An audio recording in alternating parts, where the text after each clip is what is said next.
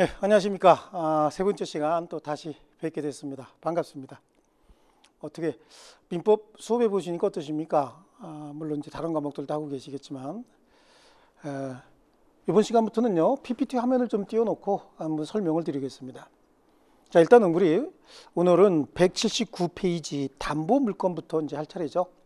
이 담보 물건이라고 하는 게 제한 물건이에요. 소유권이 있으면요 이걸 이제 소유권이라고 하죠. 예, 우리 앞에서 제가 잠깐 이거를 그려드린 적이 있죠.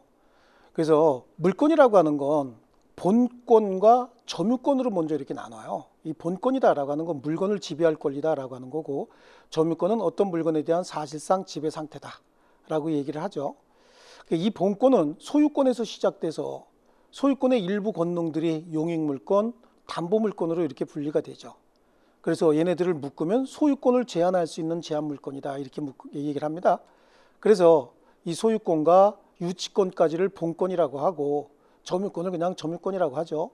그래서 간단하게 소지, 전지, 저질, 유점 이렇게 말씀을 드렸던 것 같아요. 그렇습니다. 여기서 보니까 그래서 보니까 우리 소유권과 제한물권이라고 해서 제가 설명을 드린 겁니다. 소유권의 사용, 수익, 처분 세 가지 권능을 가지고 있는 게 소유권이다라고 한다면 이 소유권의 이용 가치를 용익물권으로 빼서 설정을 해주고, 그 다음에 교환 가치로서 담보물권을 설정을 해주면 유치권, 질권, 저당권. 그래서 지난 시간까지 이제 여기까지 잠깐 설명을 드렸고요.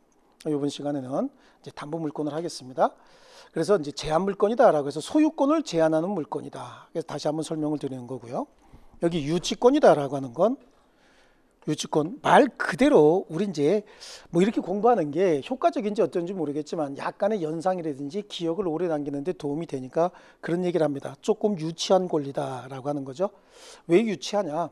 민법에서 다루기 조금 유치하다. 수업 시간에서 제가 이런 식으로 이제 접근을 하니까 마음에 안 드셔도 조금 좀 참아주세요. 유치권이다라고 하는 건 정말로 굉장히 유치한 권리다. 왜 유치하냐? 세탁소나 또는 카센터 같은 데서 사장님들이 세탁소의 세탁비 또는 카센터에서 자동차 수리비, 경정비 수리비 이런 것들 비용을 지출했는데 차 소유자가 또는 바지 소유자가 그 수리비를 안 준다. 그러면 수리비를 받기 위해서 소송할 수는 없으니까 그 수리비 받을 때까지 목적물 인도 거절하고 계속해서 점유할 권리다. 이걸 유치권이에요. 그러니까 유치권은 목적물을 점유하고 있어야 됩니다. 근데 그 목적물은 어떤 목적물이냐? 자, 유치권자가 점유하고 있는 자가 직접 그 물건의 비용을 지출했어야 되는 거예요. 그러니까 갑이 가지고 있던 어떤 물건이 있는데 그 물건을 을이 수리를 했다라고 하는 거죠. 아니면 세탁을 했다. 그러면 수리비하고 세탁비가 나올 거 아니겠어요? 그러면 서비스 용역을 받은 갑은 어떻게 해야 됩니까? 비용을 지출해야 되는데 그 비용을 지출하지 않는다. 그럼 이 수리비, 세탁비 받을 때까지 목적물 인도 거절하면서 못 줘. 그리고 계속 지배할 권리를 유치권이다. 이렇게 이해하시면 됩니다. 우리 책으로 가시면요. 유치권의 의의는 법 조문 가지고 얘기하면 굉장히 좀 어렵습니다. 근데 여기에 적응을 또 하셔야 됩니다. 시험 지문에는 여기 있는 조문대로 A와 같은 형태로 나오기 때문에요. 그래서 타인의 물건 또는 유가증권을 점유한 자가 그 물건이나 유가증권에 관하여 생긴 채권, 여기서 결연관계 있는 채권이라는 얘기가 나중에 나올 거예요. 여기서 결연이라고 하는 말이 견인이라고 하는 말부터 한번 연상해서 나가볼게요. 자동차를 잘못 주차하게 되면 견인차가 와서 끝에다가 달고 끌고 가버리죠. 이게 이제 견인이다라고 한다면 결연은 상호간에 서로 끈끈하게 잡아당기는 관계예요. 그러니까 한쪽에서 잡아당기는 게 아니라 상대방도 잡아당기니까 아주 밀접한 결합관계가 있다. 이거를 그냥 밀접한 결합관계가 있는, 밀접한 연관관계가 있는 이렇게 얘기를 했으면 좋겠는데 그렇게 얘기하지 않고 결연관계라고 얘기를 해버립니다. 그래서 결연관계에 있는 채권이 변제기에 있을 때, 그러니까 이거 줄 때가 됐는데 안 준다 그런 얘기죠. 변제기에 있을 때 그 채권의 전부를 변제받을 때까지 물건 또는 유가증권을 유치하고, 여기서 유치하고다라고 하는 것 어떻게 합니까? 지배하고 점유하고 그런 의미예요. 유치하고 인도 거절할 수 있는 권리다. 법정담보물권이다 라고 하는 얘기가 나오고 있죠. 그래서 유치다라고 하는 건 유치장 떠올리시면 되죠. 유치장이 뭐 잘못하면 결론 날 때까지 사람 구금하고 안 내보내주죠. 안 풀어주죠. 그때도 그 유치 똑같은 말을 씁니다. 유치권이다 라고 하는 거고요. 성립에요. 가장 중요한 게 목적물 어떻게 해야 됩니까? 점유해야 됩니다. 유치권의 경우에는. 그래서 적법한 점유, 계속적인 점유가 있어야 된다. 점유 자체가 불법적으로 시작이 됐는데 왜 민법상 어떤 배타적 권리를 인정할 수는 없는 거죠. 그래서 적법한 점유가 시작이 돼야 되고 그 점유가 계속적 점유가 돼야 되는데 점유하고 있는 근거가 뭐냐? 이거예요. 수리비라든지 공사비, 세탁비 이런 것들 목적물에 관하여 생긴 채권이다 이렇게 얘기를 하거든요. 그래서 목적물에 관하여 생긴 채권이 있어야 된다. 그래서 필요비, 유익비, 수선비 이런 정도 보시면 됩니다. 또 목적물로부터 발생한 불법 행위로 인한 손해배상 청구권 여기까지 하면 머리가 아프니까 우리 전 페이지에 있는 맨 밑에 줄에 있는 필요비, 유익비, 뭐 수선비 뭐 이런 정도, 공사비 이런 정도로 한번 볼게요. 필요비다, 유익비다라고 하는 말은 앞으로 계속 많이 쓸 건데 목적물 유지 보수에 필수적으로 지출되는 비용을 필요비라고 해요. 그리고 비용을 지출해서 목적물의 가치가 조금 올라갔다. 그럼 그걸 유익비라고 합니다. 지금 너무 그것까지 다 알라고 하지 마십니다. 수리비, 세탁비 이런 정도, 공사비 이런 정도로 보시고요. 그 다음에 C에 보시면 채무의 변제기가 도래해 있어야 된다라고 하는 거하고 유치권에 배제 특약이 없어야 된다. 그 말의 의미는 뭐냐면 처음부터 자동차 또는 어떤 물건의 수리를 맡기면서 뭐라고 얘기했냐면 돈은 한 달 있다 드리겠습니다. 아니면 돈은 나중에 드리겠습니다. 이런 식으로 얘기를 했다는 거죠. 그렇다고 한다면 유치권 행사하지 말고 물건 먼저 돌려줘라. 이렇게 일종의 배제 특약이 있었다라고 봐야 되겠죠. 이런 배제 특약이 있었는데 차 수리비 줘라, 세탁비 줘라 그러면서 인도 거절하면 안 되는 거죠. 그래서 배제 특약이 없어야 된다. 배제 특약이 있으면 유치권은 성립하지 않는다라고 하는 거고요. 그럼 유치권자는 목적물 점유해서 어떻게 할 거냐라고 하는 거죠. 목적물 점유해서 계속해서 붙들고 있으면 유지보수 관리 비용만 계속해서 들어가잖아요. 그러니까 이때는 경우에 따라서 자기가 받아야 될 채권을 변제받기 위해서 목적물 경매할 권리도 있다라고 하는데 이 경매가 굉장히 재밌는 게 경매를 해서 자기가 받아야 될 채권을 우선 변제받는 게 아니에요. 우선 변제받기 위해서 경매하는 것이 아니라 그냥 환가를 위한 경매다 이런 얘기를 하는데 좀 어려운 얘기 나왔네요. 물건을 경매해서 내가 여기서 이익을 얻는 게 아니라 보관하기 힘드니까 팔아서 돈으로 가지고 있겠다 그런 의미인 거예요. 이걸 환가를 위한 경매다. 근데 재밌는 건 이거 경매했는데 다른 채권자, 이 물건에 관해서 다른 채권자들이 선순위 채권자들이 우르르 몰려왔다. 그래서 내놔라고 하면 거기에 먼저 배당을 해줘요. 배당을 해주고 남는 거 없으면 한 푼도 못 받는 겁니다. 그러니까 담보 물건이기 때문에 경매권을 준 것이지 실제로 유치권자가 경매하는 일은 거의 없습니다. 그 다음에 간이변제 충당권이다라고 하는 건 자 목적물 수리비, 세탁비 등과 그동안 유지 보수 비용이 시간이 지나면 지날수록 계속해서 늘어날 거 아니겠습니까? 이 유지 보수 비용 때문에. 그런데 실제 목적물의 가액은 100만 원짜리인데 유지 보수 관리 비용도 거의 100만 원이더라. 그럼 이게 진짜 100만 원인지 아닌지는 의리 판단하는 게 아니죠. 감정인의 평가가 있어야 됩니다. 그리고 시간이 더 지나면 이제 이게 더 커지죠.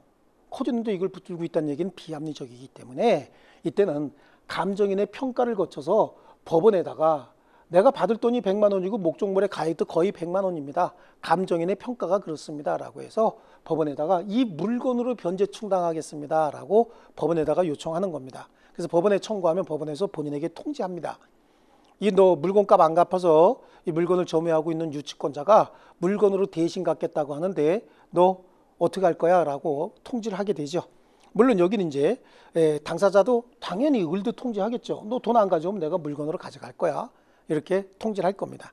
그래서 간이변제 충당이라고 하는 건 정당한 이유가 있어야 된다. 정당한 이유는 이거 가격 대비 이거 가지고 판단하시면 되는 거고요. 정당한 이유가 있을 때 유치권자는 미리 채무자에게 통지 후 감정인의 평가, 자 채무자의 통지, 정당한 이유, 감정인의 평가, 법원의 청구 요 네 가지입니다. 네 가지고 뭐 요거 정도 지금 암기하지 않으셔도 관계 없습니다. 그다음에 과실 뭐 취득권이라든지 아니면 비용 상환 청구라든지 이런 것들은 뭐 크게 지금 신경 쓰지 마시고요. 물론 이 부분이 나중에 중요한 부분이긴 하지만 지금은 신경 쓰지 않기로 합니다. 또 보존을 위한 사용이다라고 하는데요.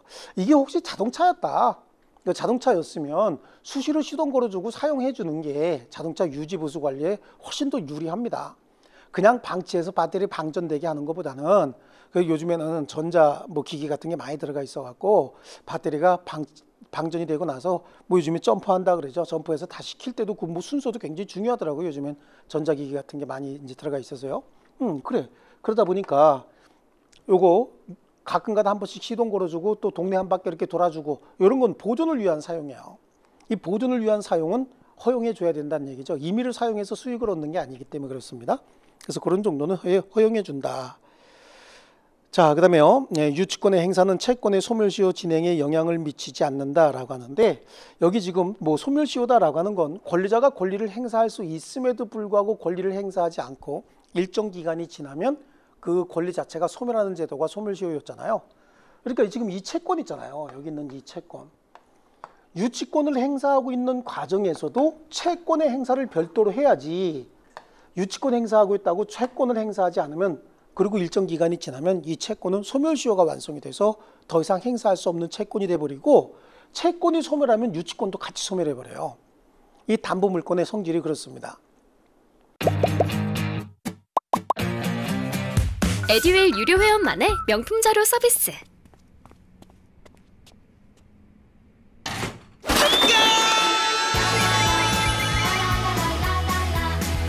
고퀄리티 명품 자료의 혜택. 오직 에듀윌 유료 회원에게만. 에듀윌.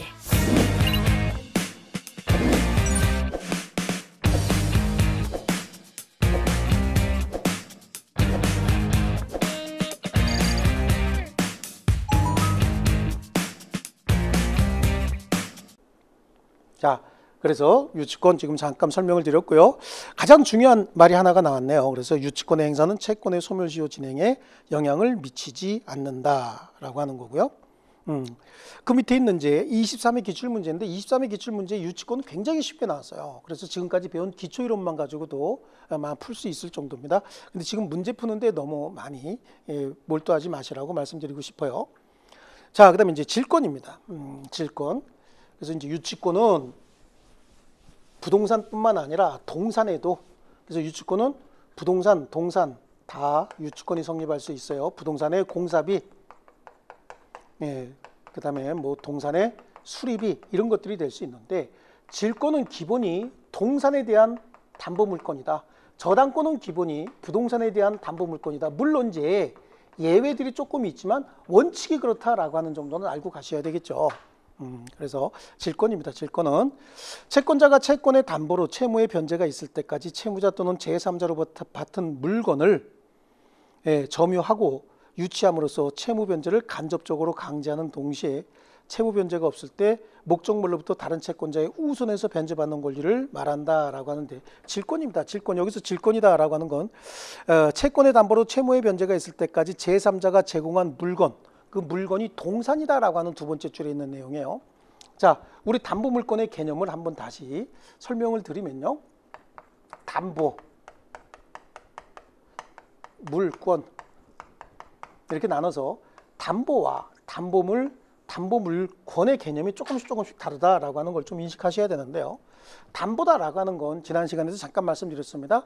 채무 변제를 부담하는 보증을 담보라고 하죠. 그 담보를 물건으로 제공하면 그게 담보물이 되는 거예요. 그리고 그 담보물에 대한 처분권, 담보물에 대한 처분권을 제3자에게 설정해 주면 그게 담보물권이 되는 거죠. 그래서 여기서 잠깐 보시면요. 교환가치라고 하는 거 있잖아요. 여기서 얘기하는 교환가치. 이 교환가치라고 하는 게 소유자가 물건을 처분할 수 있는 그 권능을 다른 사람에게 설정을 해주는 겁니다. 그걸 담보물권을 설정한다. 즉 담보물에 대한 처분권을, 교환 가치를 행사할 수 있는 권리를 너에게 설정해 준다. 그래서 이걸 담보물권이라고 하는 거고, 그 담보물권 중에서 질권은 채무 변제를 부담하기 위한 보증으로서 동산이 제공이 됩니다. 그래서 예를 들어서 갑하고 을이에요. 갑하고 을이 있을 때 을이 갑에게 한 2천만 원 정도를 빌려줍니다. 2천만 원 정도 빌려주고 잘 갚을 거지? 언제 갚을 건데? 언제까지 어떻게 갚을게? 그래, 그 증거 자료를 제시해봐 라고 해서 이 사람이 자기 물건이든 아니면 자기 친구 제3자 물건이든 동산을 얘한테 담보로 제공하는 겁니다. 동산을 담보로 제공합니다. 그러니까 동산을 채무 변제를 부담하는 보증으로 제공했다. 근데 동산은 물건 아닙니까? 그러니까 저 물건이 담보물이 되는 거예요. 담보로 제공한다는 얘기는 채무 변제를 부담하는 보증을 약속하고 있다 그런 의미인 것이고 그 채무 변제를 부담하는 보증으로서 물건을 제공했다 그래서 담보물이 되는 거고 그럼 이 담보물을 처분할 수 있는 권능을 여기다가 주겠다라고 하는 겁니다. 그래서 담보물권이다. 그런데 이 물건이 동산이니까 이 담보물권의 이름을 뭐라고 부르는 거죠? 질권이다 이렇게 부르는 겁니다. 예, 질권이요. 그래서 객체는 부동산 이외에 동산, 동산에다가 포인트를 두시고요. 이제 채권, 일반 재산권도 있다라고 합니다. 여기까지는 지금 들어가지 마시고 원래는 뭔데? 원래는 동산인데 여기에 기타 재산권으로서 뭐 채권도 가능하다. 일반 채권도 동산의 객체가 될 수는 있다. 그러니까 채권의 종류 따지지 아니하고 일단 채권이라고 알아두시고요. 물론 채권의 종류 중에서 담보 제공이 되지 않는 채권들도 있어요. 성격상 담보 제공해서는 안 되는 채권도 있고 법적으로 담보 제공을 금지하고 있는 채권들도 있습니다. 그런 것들 다 세부적으로 공부하셔야 되는데 지금 하시게 되면 공부량이 너무 많아져요. 그러니까 지금 우리 기초 강의답게 일부 채권도 질권의 목적으로 할 수는 있다라고 하는 정도로 보시면 되겠고요. 그래서 종류는 동산 질권과 채권을 목적으로 하는 질권을 권리 질권이다. 뭐 이렇게 얘기를 합니다. 이 질권이라고 하는 거 있잖아요. 이 질권이라고 하는 건 우리 전당포에 물건 맡기는 거 있죠.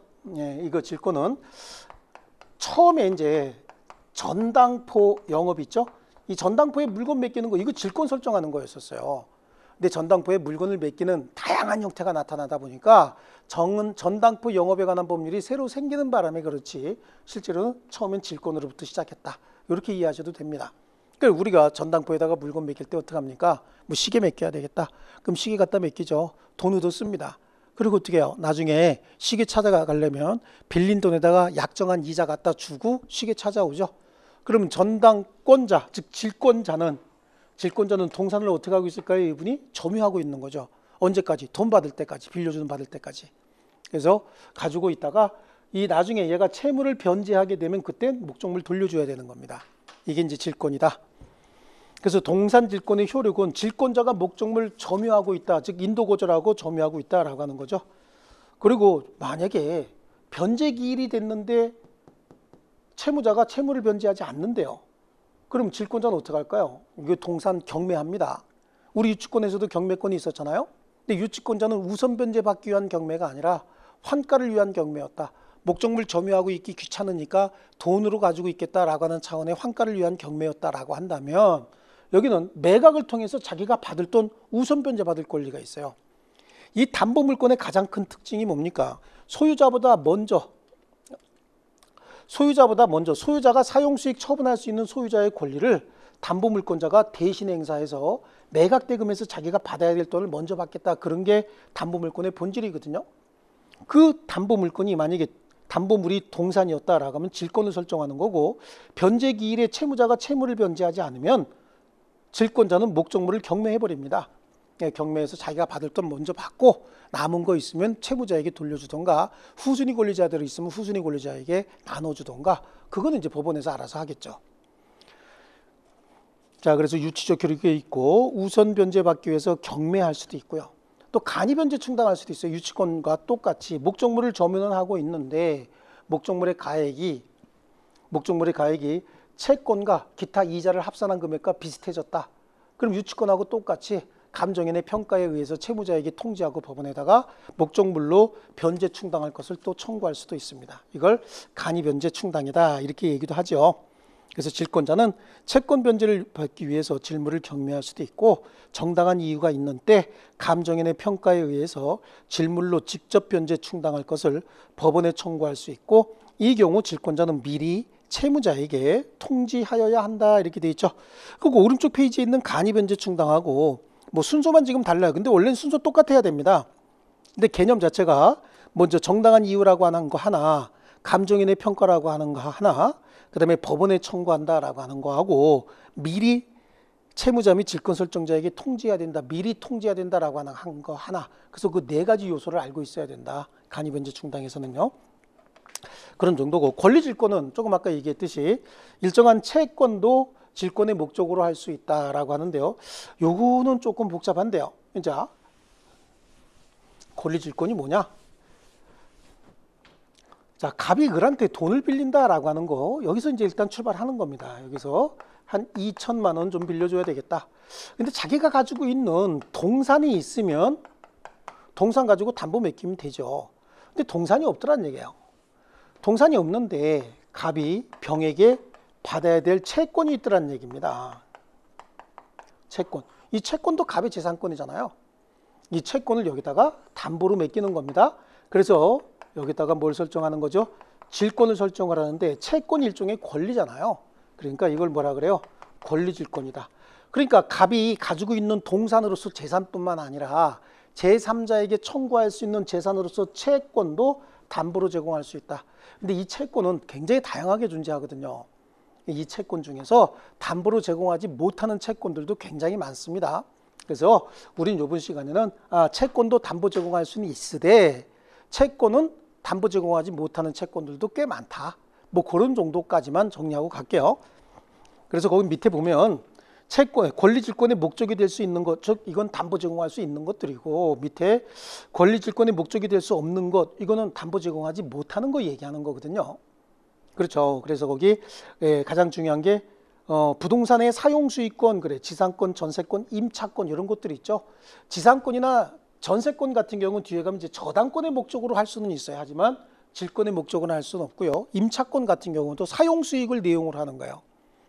그런데 임차권 중에서 사용수익을 내용으로 하는 임차권 자체는 담보로 제공하지 못하지만 임대차가 끝나면 전세보증금 반환채권 또는 뭐 월세보증금 반환채권이라고 하는 채권이 있잖아요.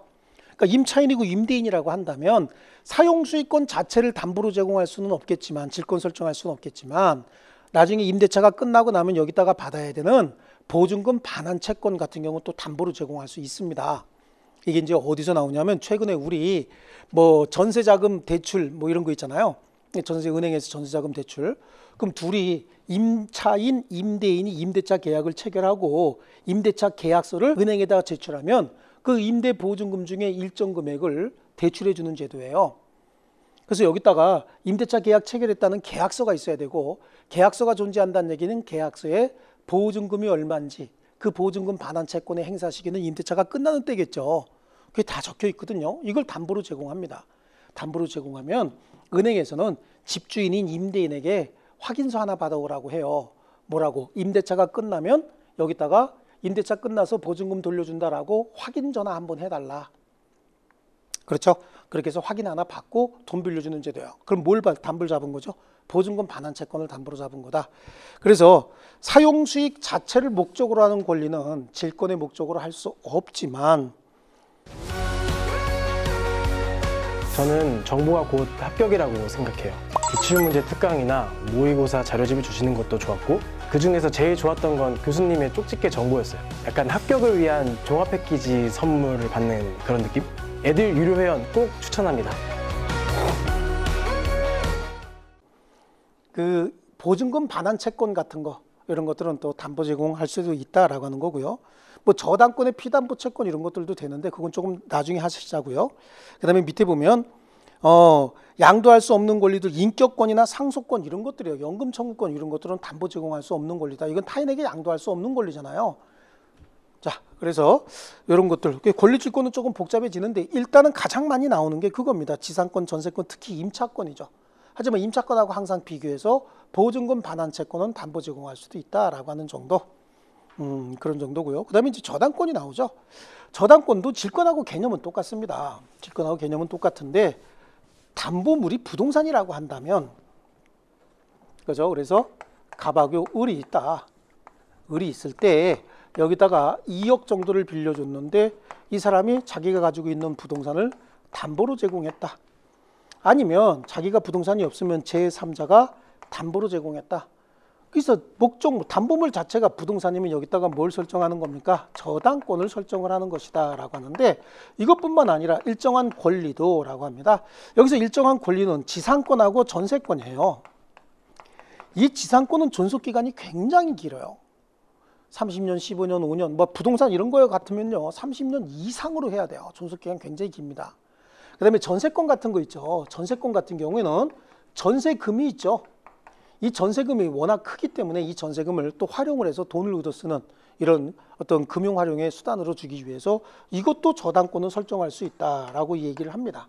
그러니까 구체적으로 지상권에 어떻게 저당권을 설정하고 전세권에 어떻게 저당권을 설정하느냐라고 하는 건 소유권에 저당권 설정하는 거하고 똑같아요. 그러니까 여기서도 소유권에 관한 내용만 설명하고 지상권, 전세권에 준용한다 이렇게 얘기를 하는 거고, 우리도 거기 선에서만 지상권, 전세권도 저당권의 목적이 될 수 있다라고 하는 정도만 알아두시고 넘어가시면 됩니다. 나머지는 질권하고 굉장히 유사한데, 질권자는 목적물을 직접 점유하면서 붙들고 있는 거예요. 이 질이라고 하는 게 옛날엔 인질이 있고 물질이 있었어요. 그 인질이라고 하는 건 지금은 있을 수가 없는 거죠. 어떻게 하는 거예요? 인질은 잡아놓고 안 내주는 거잖아요. 그러다 보니까 그냥 질권, 그럼 물권으로서 뭐 동산에 대한 양도담보, 동산에 대한 약정담보 물권 이렇게 얘기하는 거지, 그전엔 인질도 있었거든요. 그래서 잡아놓는다는 의미예요. 꽉 잡아놓는다 그런 의미고, 저당권이다라고 하는 건 부동산에 관한 것이다.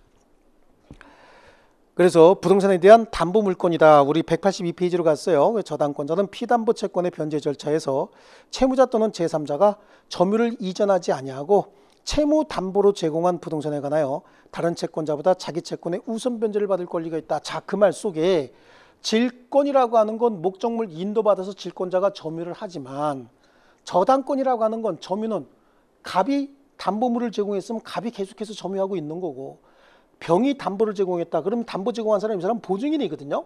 근데 보증인인데 물건 갖고 보증을 했다라고 해서 이분을 물상 보증인 이렇게 얘기하거든요.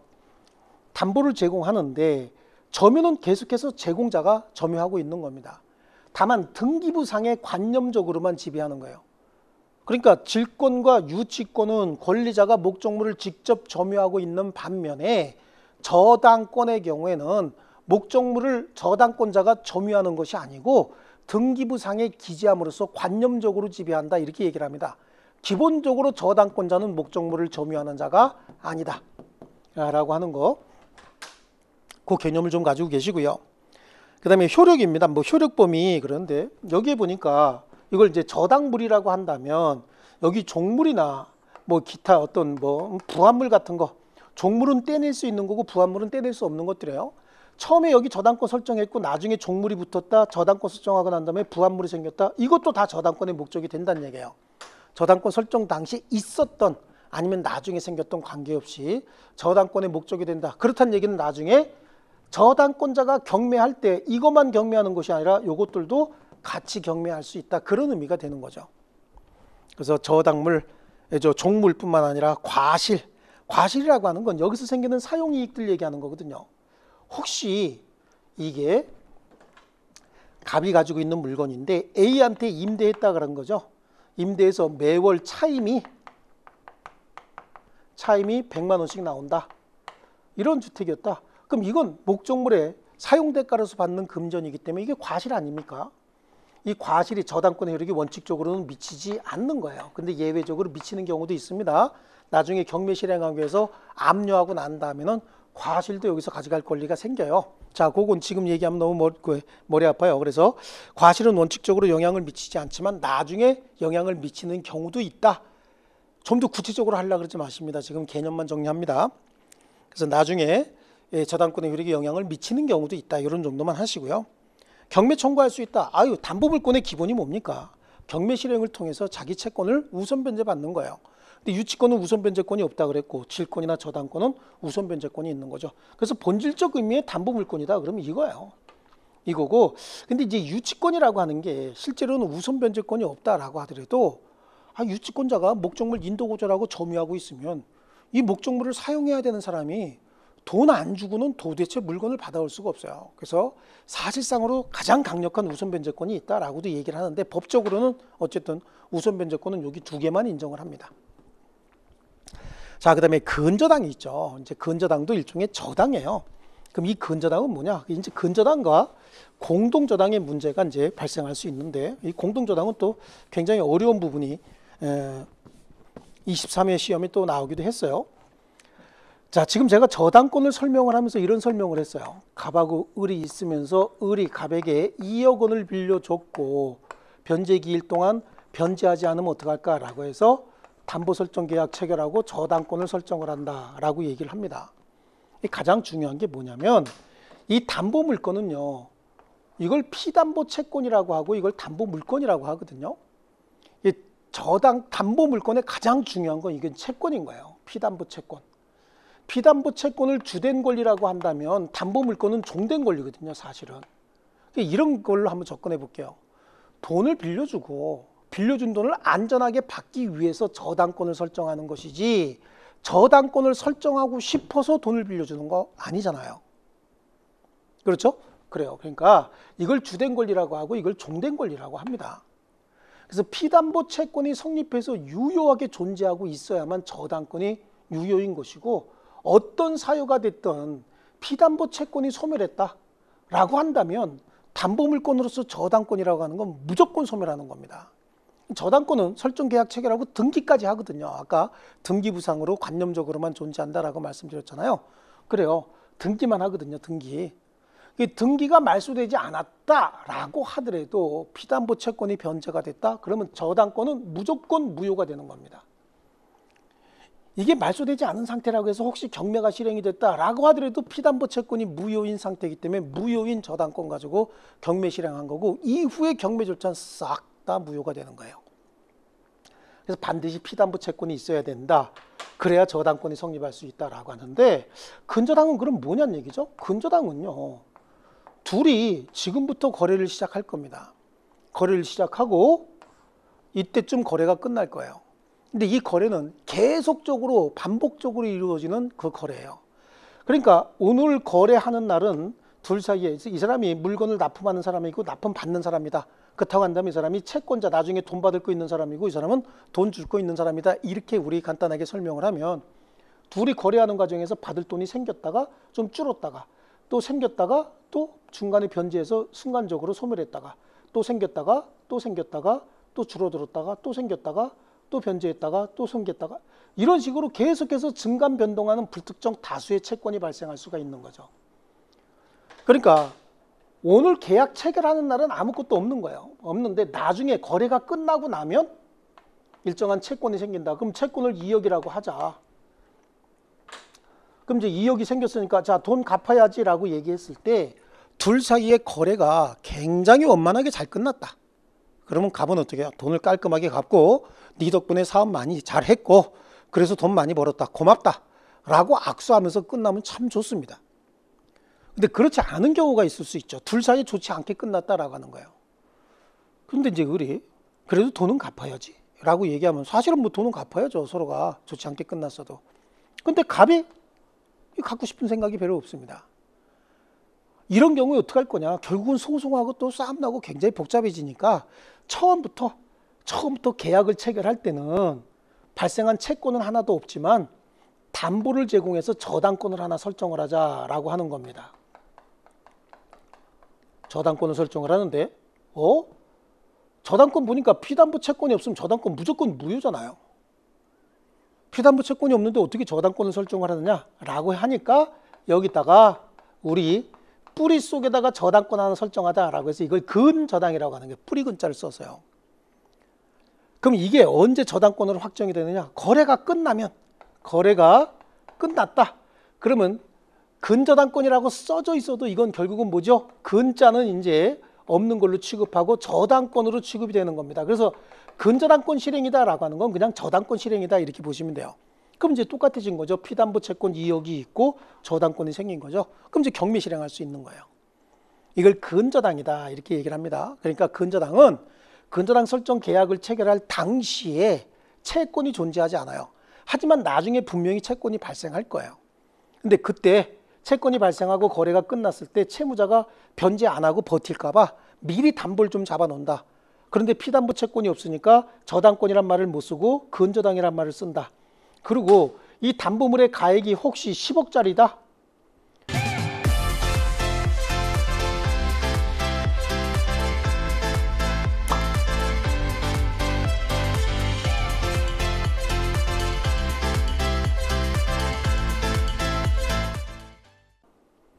근데 거래 총액은 20억이 나오고 30억이 나올 수는 없잖아요. 그러니까 둘이 거래할 수 있는 한도액, 이걸 뭐라고 부르냐면 채권 최고액이라고 불러요. 채권 최고액만 정해놓고 처음에는 채권 최고액 어디까지만 거래하자라고 하는 것만 정해놓고 채권은 언제 확정이 되느냐? 거래가 끝나면 나중에 확정이 되는 거예요.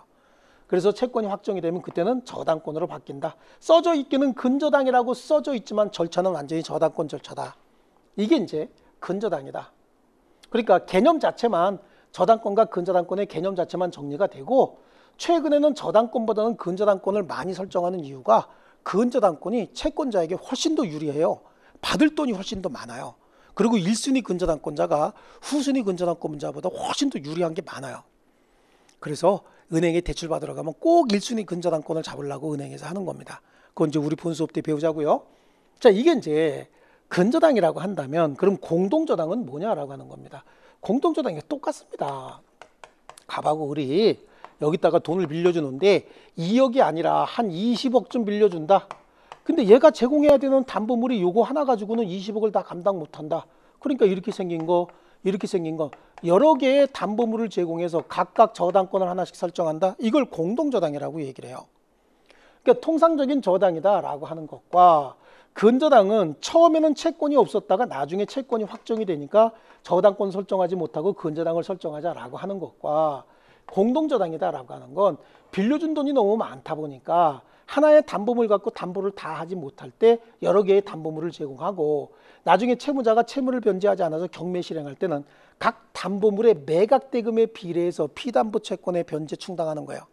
이게 비쌌다 그럼 여기서 더 많이 변제 충당하는 거고 이게 더 비쌌다 그럼 여기서 더 많이 변제 충당하는 겁니다. 그래서 각 담보물의 매각 대금에 비례해서 채무 변제 충당한다. 이런 정도. 그러니까 비싸게 팔린 건 많이 떼내고 싸게 팔린 건 조금 떼낸다.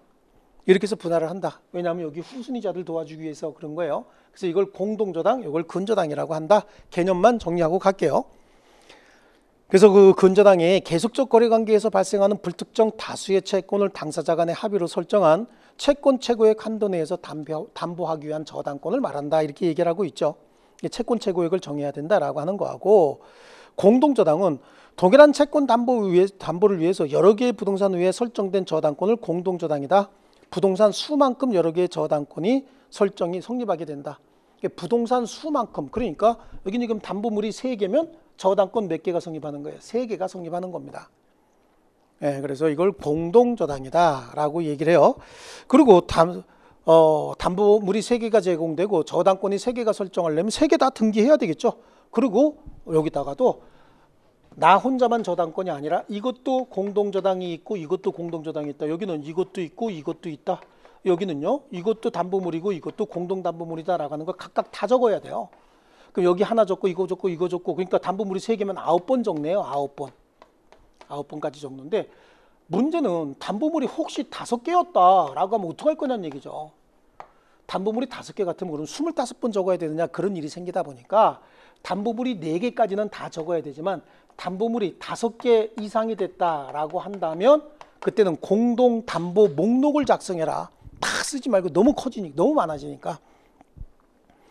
그래서 공동담보 목록을 작성한다. 그래서 저당권을 실행할 때는 동시에 배당하는 경우도 있고 순차적으로 배당하는 경우도 있다라고 하는데 지금 이건 하지 마세요. 이거 자체는 본 수업 때도 시험 보러 가기 전까지도 굉장히 어려워합니다. 제가 답 찾는 요령만 조금 알려드립니다. 나중에요. 그리고 그 범위를 벗어나지 않으니까 걱정하지 않으셔도 됩니다. 이렇게 해서 우리 물권법까지 이제 끝났어요. 물권법까지 끝나고 이제 뭐가 남았습니까? 채권법이 남았겠죠. 자, 이제 민법은 전체적으로 총칙과 재산법으로서 물권, 채권 그리고 가족법으로서 친족, 상속 이렇게 나눠져 있다라고 했죠. 예, 그건 이제 한번 볼게요. 다시 한번 이제 되새겨 봅니다. 민법은 전체적으로 우리 총칙 공부했습니다. 총칙. 그다음에 재산법으로서 지금 물권법까지 했겠죠. 그리고 또 다른 재산으로서 채권이라고 하는 거 요거 볼 거고 가족법 이건 이제 우리 시험 범위가 아니지 않습니까? 그래도 이제 한 번씩 등장은 한다. 근데 답은 아니다. 답은 아니니까 걱정하지 마라라고 하는 거 하고 이제 채권법 요거 하겠다. 채권법도 총론과 강론으로 이렇게 나눠져요. 이 채권법은 이 총론이다라고 하는 건 여러 가지 채권의 공통점들 여기 강론에서 다루는 여러 가지 채권의 공통점을 뽑아서 채권 총론 이렇게 얘기를 하고요.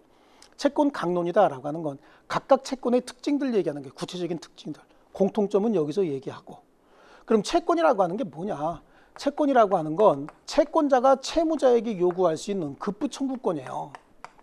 일정한 급부를 해다오라고 요구할 수 있는 급부 청구권이에요. 이 급부는 특정한 행위를 해줘라 자기, 특정한 행위는 하지 마라 라고 하는 부작위 이렇게 나눌 수 있거든요. 그래서 이렇게 이걸 채권이다 이렇게 얘기를 합니다. 우리 교재 185페이지에 가면 채권이다 라고 하는 건 채권자가 채무자에게 특정한 급부를 청구할 수 있는 권리다. 이걸 채권이다. 채권의 개념 정도만 이런 정도로 좀 알아두십니다. 그래서 청구할 수 있는 권리를 가진 자를 채권자, 그리고 그에 따른 청구에 따른 급부를 이행해야 될 의무가 있는 자를 채무자라고 얘기를 하고요. 이 채권이라고 하는 건 채권자가 채무자에게만 행사할 수 있는 권리다라고 해서 절대권이 아니고 상대권인 거예요. 재산권 맞죠? 재산권이고요. 채권도 재산권입니다. 그런데 절대권이 아니고 상대권입니다. 그리고 대이인권이에요. 누가? 채권자가 채무자에게만 행사할 수 있고 채무자가 이행하지 않았을 때만 채무불이행, 즉 위법행위가 되는 상대권이다 라고 얘기를 할 수 있어요. 우리 물권은 어땠어요? 절대권이고 대세권이었죠. 근데 채권은 대이인권이면서 상대권이다. 자, 이런 차이가 있습니다. 물권과 채권을 비교하는데 이런 이제 비교 문제 같은 것들이 사실은 중요하긴 하지만 지금 여기서 이거 비교할 정도 아직 안 됩니다. 그러니까 지금 비교하는 거 이건 나중에 한번 끝나고 나면 이렇게 정리할 때 한번 보시기로 하고요. 자, 채권의 종류는 특정물과 종류물 채권이 있다라고 하는데 그 밑에 있는 내용보다 특정물 채권이 뭐냐라고 하는 겁니다. 특정물과 종류물이다라고 하는 건 당사자 주관적인 의사에 따른 구분이다. 제가 이거 맨날 설명드릴 때 이제 소주 갖고 설명을 드려요. 술 얘기해서 참 바람직하지 못한 것 같긴 한데요. 제가 여기서 설명드리는 건 그냥 여러분 이해를 돕기 위한 것이지 특별히 괜히 자꾸만 분위기 이상하게 만들려고 하는 거 아니니까 그런 거 좀 이해해 주시고요. 자, 어쨌든 소주 가지고 얘기를 하면요. 딱 냉장고에 보니까 마음에 드는 소주, 일명 뭐죠? 냉장이 굉장히 잘 된 거. 이 전문 용어 쓰면 씨앗이라고 하죠. 일본말 쓰면 안 된다고 하는데 일본말인지 뭔지는 잘 모르겠는데 잘 된 게 보인다는 거예요. 냉장고 안에 20병의 소주 중에서 5권을 콕 찍어서 요걸로 주시오라고 하면 그게 특정물이 되는 거예요. 냉장고 안에 있는 모든 소주는 다 종류물입니다. 그 종류물 중에서 요걸로 5병 주시오라고 콕 찍으면 그게 특정물이 되는 거죠. 그래서 당사자 주관적 의사에 따른 구분이다라고 하는 겁니다. 그래서 특정물, 그래서 구체적 거래 관계에서 당사자가 물건의 개성을 중시해서 같은 종류의 다른 물건과 바꾸는 것을 허용하지 않는 물건을 말한다. 그래요. 거기 5병 그걸로만 줘라. 이게 특정물이라는 얘기입니다. 자, 그러면 종류물은 뭐냐라고 하는 거죠. 조금 아까 얘기한 것처럼 그냥 소주 아무거나 5병 이렇게 얘기하면 그냥 그게 종류물이 되는 겁니다. 여기 있는 거 5병 찍으면 그게 특정물이고 그냥 아무거나 5병 그러면 그게 종류물이 되는 거죠. 그래서 밑에 소주 5병, 모래 5톤 이런 것들이 있잖아요. 그러면 특정물은 콕 찍었으니까 그 물건으로만 줘야 되는데 종류물은 아무거나 5병 그랬잖아요. 그럼 그 아무거나 5병 어떤 걸로 줘야 되느냐? 목적물의 품질을 어떻게 해야 되느냐? 품질은 시원한 걸로 주시오, 아니면 시원하지 않은 걸로 주시오, 이렇게 정할 수 있잖아요. 정하지 않았으면 어떻게 해야 되느냐? 중등품으로 줘야 된다는 얘기죠. 보통 사람들이 이해할 수 있는 그런 정도의 상식 정도 수준의 중등품으로 줘야 된다. 그래서 품질에 관한 특약이 있으면 특약한 대로 따르겠지만 기타의 경우 특약이 없으면 중등 품질로 교부한다라고 186페이지에 나와 있죠. 그다음에 채권 중에서 이제 가장 많이 언급이 되는 게 이제 금전 채권이에요. 여기서 금전 채권이다라고 하는 건 금전 지급을 목적으로 하는 채권이다라고 하는데 금전에 관해서는 우리 물건 쪽에서도 잠깐 배웠잖아요. 금전은 언제나 소유와 점유가 일치한다라고 하는 거, 요거 중요합니다. 소유와 점유가 완벽하게 일치합니다. 금전은요. 그래서 금전을 점유하고 있는 자는 언제나 그 금전의 소유자인 거예요. 그래서 언제나 소유와 점유가 일치하기 때문에 금전 채권의 채권자는 목적물 반환 청구권을 행사할 수 없고, 그 말의 의미는 내가 돈을 친구한테 맡겨놓고 화장실 갔다 왔다. 근데 화장실 갔다 왔어. 5만 원짜리 한 장을 맡겨놓고 갔는데 친구한테 맡겨놓은 돈 줘라. 그럼 그 친구가 뭐라 그럽니까? 자기가 나한테 받은 물건을 그대로 줘도 되지만 5만 원짜리는 자기 주머니에 집어넣고 만 원짜리 5장 또는 5천 원짜리 10장으로 줘도 관계없다는 얘기예요. 그래서 목적물 자체의 반환 청구권은 인정하지 않습니다. 그래서 금전적 가치의 반환을 청구할 수 있을지 모르겠지만 물건 자체의 반환을 청구할 수는 없다. 내가 맡겨놓은 5만 원짜리 그걸로 줘. 이렇게 할 수 없다는 겁니다. 왜냐하면 금전은 언제나 소유와 점유가 일치하기 때문에 그렇습니다. 자, 그리고 금전 채무 불이행에 대한 특칙이다 뭐 이런 것들은 지금 안 보기로 할게요. 자, 그다음에 채무 불이행이다. 불이행은 뭐냐? 채무 불이행은 채무를 이행할 의무 있는 자가 그 의무를 이행할 수 있음에도 불구하고 이행하지 않는 것, 정당한 이유 없이 이행하지 않는 걸 채무 불이행이다라고 얘기를 해요. 그 채무 불이행은 이행 지체와 이행 불능이 있습니다. 이행 지체는 이행할 수 있음에도 불구하고 이행하지 않고 있는 거고요. 이행 불능의 경우에는 채무자의 책임 있는 사유로 이행하지 못하는 사유를 만들어 놓은 걸 이행 불능이다. 이렇게 얘기를 합니다.